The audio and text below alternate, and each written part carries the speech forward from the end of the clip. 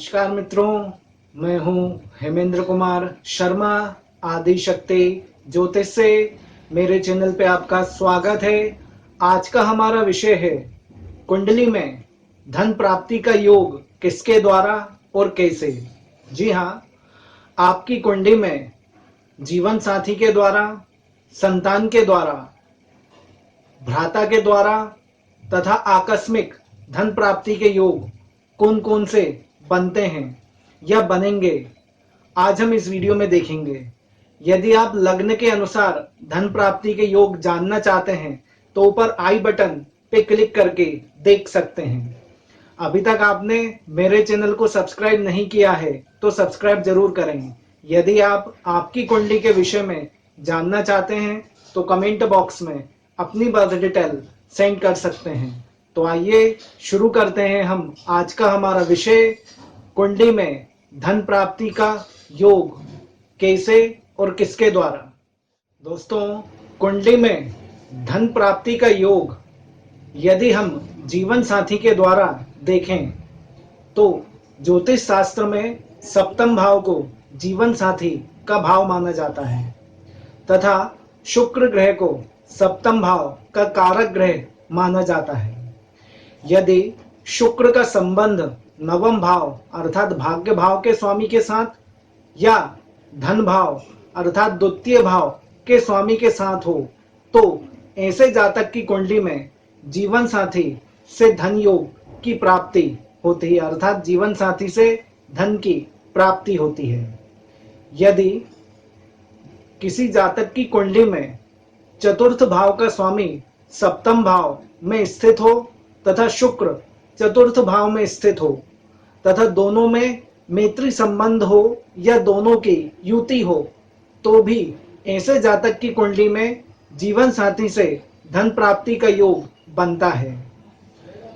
यदि हम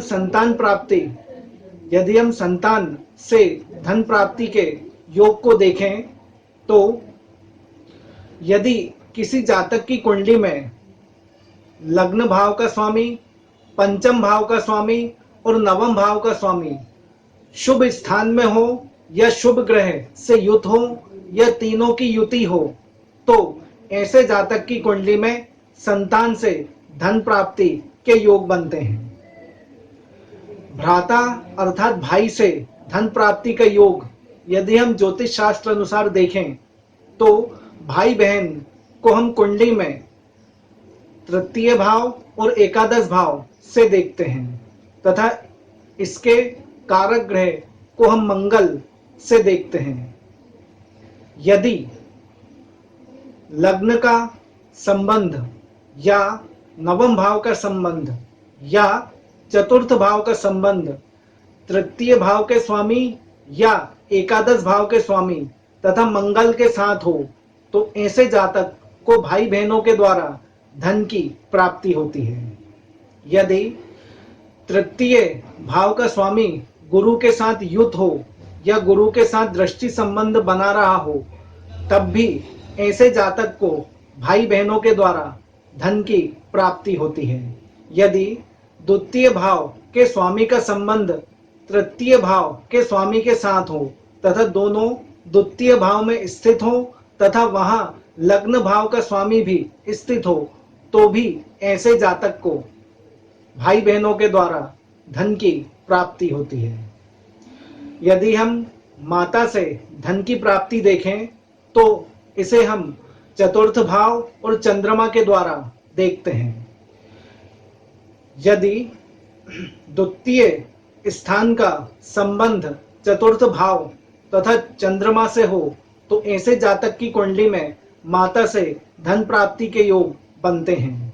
यदि किसी जातक की कुंडली में द्वितीय भाव का संबंध या द्वितीय भाव के स्वामी का संबंध चतुर्थ भाव के स्वामी से हो तो भी ऐसे जातक की कुंडली में माता से धन प्राप्ति के योग बनते हैं। आकस्मिक धन प्राप्ति का योग में यदि हम देखें तो आकस्मिक धन प्राप्ति में बहुत से बिंदु आते हैं, जिसमें पहला शेयर बाजार, दूसरा म्यूचुअल फंड, तीसरा लॉटरी जैसे भी वर्ड देखे गए हैं। यदि हम आकस्मिक धन प्राप्ति के योग को देखें तो इसको हम पंचम भाव से देखते हैं। यदि पंचम भाव में चंद्रमा स्थित हो तथा उस पर शुक्र की दृष्टि हो तो ऐसे जातक को लॉटरी आदि से आकस्मिक धन की प्राप्ति होती है। यदि द्वितीय भाव और चतुर्थ भाव शुभ ग्रह के साथ हों, अर्थात द्वितीय भाव के स्वामी और चतुर्थ भाव के स्वामी शुभ ग्रह के साथ हों तथा नवम भाव में स्थित हों तो ऐसे जातक को गड़े हुए धन की संपत्ति प्राप्त होती है। इसी प्रकार यदि एकादश भाव का स्वामी शुभ ग्रह के साथ नवम भाव में स्थित हो तो भी ऐसे जातक को गड़े हुए धन की प्राप्ति होती है। दोस्तों, आज के इस वीडियो में हमने धन प्राप्ति का योग किसके द्वारा और कैसे होगा को देखा।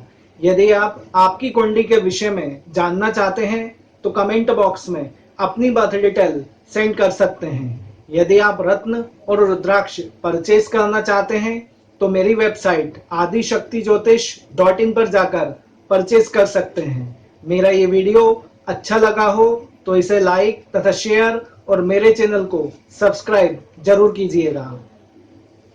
धन्यवाद।